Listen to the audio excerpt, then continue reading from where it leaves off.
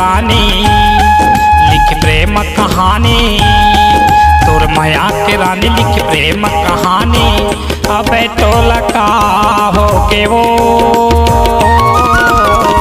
अबे तो लका हो के ना, अबे तो लका हो के वो, अबे तो लका हो के ना। माया के राजा हो गए मैं दीवानी, तोला देखे बरकरिया आए नल पानी। अब तो लगा होगेगा, अब तो लगा होगी रे, अब तो लगा होगेगा, अब तो लगा होगी रे।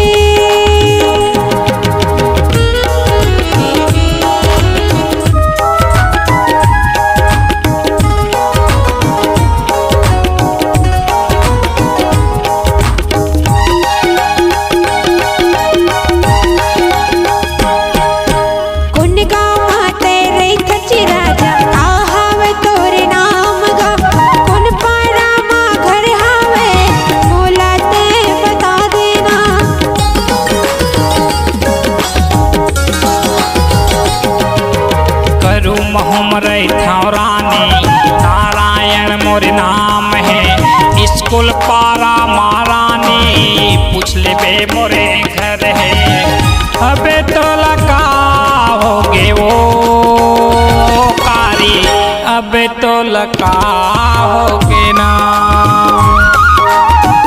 अबे तो लगा होगे वो कारी, अबे तो लगा होगे ना।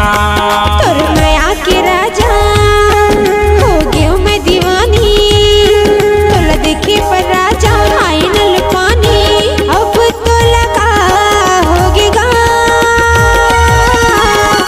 अब तो लगा होगी रे, अब तो लगा होगेगा, अब तो लगा होगी रे।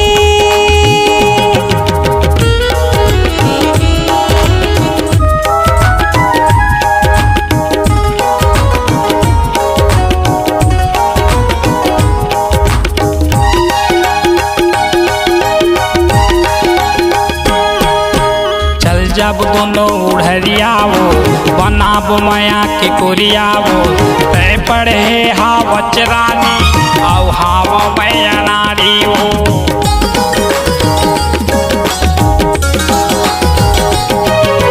पाली हवे उमरिया राजा दाई डरा के डरहेगा, आगे तोर जवानी राजा वंदे महुल जहुरियागा।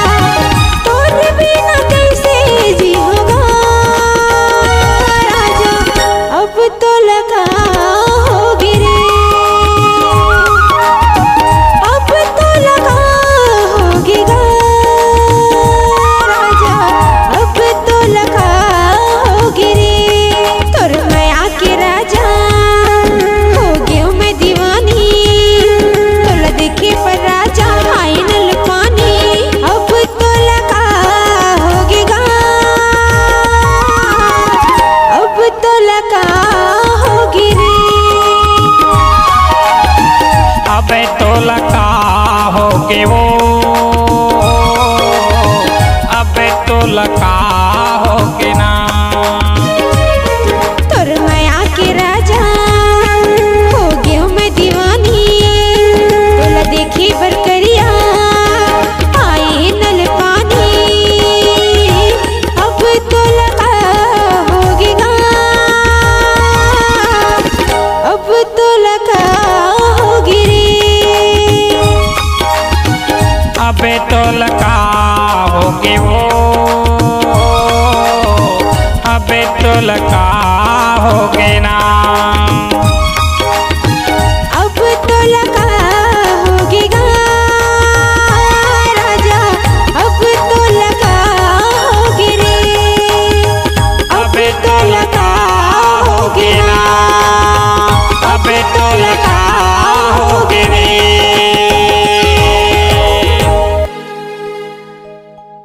अगर आप अपनी आवाज को एक नया आयाम देना चाहते हैं तो चले आइए मल्टी ट्रैक डिजिटल रिकॉर्डिंग के लिए संपर्क करें HK म्यूजिक कंपनी, कोटा डबरी, चांपा, छत्तीसगढ़। मोबाइल नंबर है 9329238487 और 8085380339।